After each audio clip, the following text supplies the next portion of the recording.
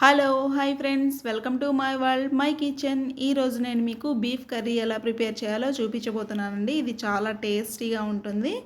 ఇది రోటీలో కానీ, చపాతీ, పుల్కా, పలావ్, బిర్యానీ ఎనీ ఐటెంలో అయినా కానీ చాలా టేస్టీగా ఉండే ఐటమ్ అండి. ఎలా ప్రిపేర్ చేయాలో చూపించేస్తాను. ముందుగా నేను బీఫ్ని ఒక 1 kg తీసుకున్నానండి. ఇది మనకి ముక్కలుగా కట్ చేసి ఇవ్వరు, ఒక పెద్ద పీస్గా ఇచ్చేస్తారు. దాన్ని మనం ఇలా చిన్న చిన్న ముక్కలుగా కట్ చేసుకొని ఉప్పు వేసుకొని నీటితోటి బాగా క్లీన్ చేసుకోవాలి. ఇలా క్లీన్ చేసి నేను పక్కన పెట్టేసుకుంటున్నానండి. ఆ తర్వాత నేను కుక్కర్లో వేసుకుంటున్నాను. ఇవి ఈ ముక్కలు కొంచెం గట్టిగా ఉంటాయి కాబట్టి ఫస్ట్ మనం కుక్కర్లో ఉడికించుకోవాలి. కుక్కర్లో వేసుకొని ఒక 1 స్పూన్ పసుపు వేసుకుంటున్నాను. అలాగే రుచికి సరిపడినంత కల్లుప్పు వేసుకొని 4 పచ్చిమిర్చిని ఇలా మధ్యగా చీల్చుకి వేసుకుంటున్నానండి. అలాగే ఒక 2-3 స్పూన్స్ ఆయిల్ కూడా వేసుకొని 2 గ్లాసెస్ వాటర్ పోసుకొని మూత పెట్టేసి దీన్ని మనం ఒక 3-4 విజిల్స్ వచ్చేంత వరకు బాగా ఉడికించుకోవాలి. ఎందుకంటే ఈ ముక్కలు కొంచెం గట్టిగా ఉంటాయండి, అందుకే వీటిని ఫస్ట్ మనం కుక్కర్లో ఉడికించుకోవాలి. లేకపోతే డైరెక్ట్గా కర్రీ పెట్టేసామా ఉడకవన్నమాట, గట్టిగా ఉండిపోతాయి. సో ఇలా మనం ఉడికించి పక్కన పెట్టేసుకొని ఆ తర్వాత గ్యాస్ పైన ఒక బౌల్ పెట్టేసుకుందాం. ఇందులో ఒక 2-3 స్పూన్స్ ఆయిల్ వేసుకొని 2-3 లవంగాలు, ఒక ఇలాచీ వేసుకొని కొంచెం దోరగా వేగేంత వరకు ఉంచి ఆ తర్వాత ఇందులో ఒక 2 స్పూన్స్ అల్లం వెల్లుల్లి పేస్ట్ వేసుకుంటున్నాను అండి. ఇది మనకి బాగా దోరగా వేగాలి, పచ్చి వాసన లేకుండా దోరగా వేగితేనే అప్పుడే మనకు కర్రీ టేస్టీగా ఉంటుంది అన్నమాట. చూడండి, ఇక్కడ మన మసాలా అంతా బాగా ఫ్రై అయిపోయింది. ఇప్పుడు ఇందులో ముందుగా మనం పేస్ట్ చేసి పెట్టుకున్న టమాటా, ఆనియన్, పచ్చిమిర్చి వేసుకొని పేస్ట్ చేసుకున్నాను అనమాట. ఆ పేస్ట్ను కూడా వేసుకొని ఇందులో మనం చక్కగా బాగా వేయించుకోవాలి. ఇప్పుడు ఇందులో ఒక 1 స్పూన్ పసుపు వేసుకుంటున్నాను.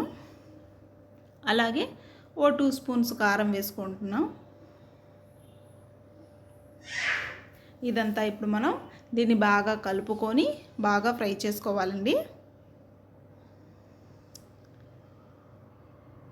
టేస్ట్ మాత్రం బాగుంటుందండి, చాలా బాగుంటుంది. మీరు కూడా ఒకసారి ట్రై చేయండి. ఇప్పుడు ఇందులో కొన్ని వాటర్ యాడ్ చేసుకొని బాగా ఉడికించుకుందాం. ఈలోపు ఒక 1/2 కప్పు పెరుగుని యాడ్ చేసుకుందాం. ఇది కూడా మనం బాగా కలుపుకొని బాగా ఉడికించుకోవాలన్నమాట.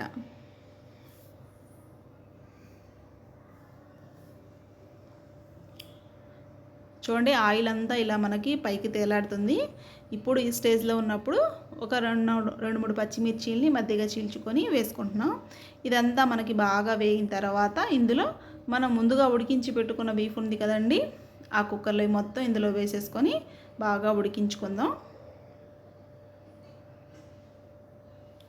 చూడండి, ఇప్పుడు ఇదంతా మనం బాగా కలుపుకొని హై ఫ్లేమ్లో పెట్టుకొని ఉడికించుకోవచ్చు.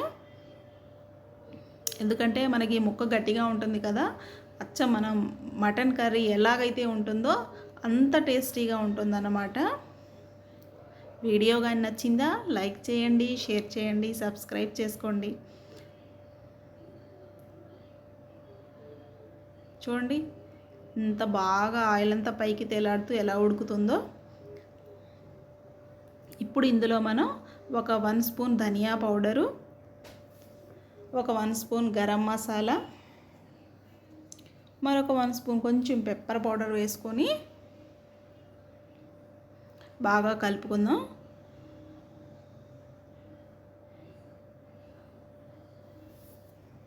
బాగా కలుపుకొని ఇప్పుడు దీన్ని మనం మూత పెట్టేసి ఒక 10 మినిట్స్ ఉడకనిద్దామండి.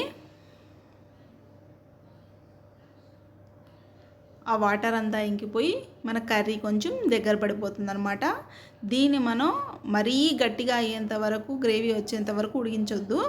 ఇలా మరొక 5 మినిట్స్ ఉడికించుకున్న తర్వాత లాస్ట్ అండ్ ఫైనల్ మనం కొత్తిమీర వేసుకొని ఒక 2 మినిట్స్ మూత పెట్టేసి దించేసుకున్నామా, అంతేనండి, మన బీఫ్ కర్రీ రెడీ అయిపోయినట్టే. చూడండి ఎంత టేస్టీగా ఉందో, చూస్తుంటేనే తినేయాలనిపిస్తుంది కదా.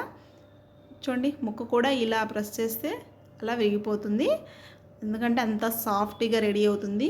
వీడియో కానీ నచ్చిందా లైక్ చేయండి, షేర్ చేయండి, సబ్స్క్రైబ్ చేసుకోండి.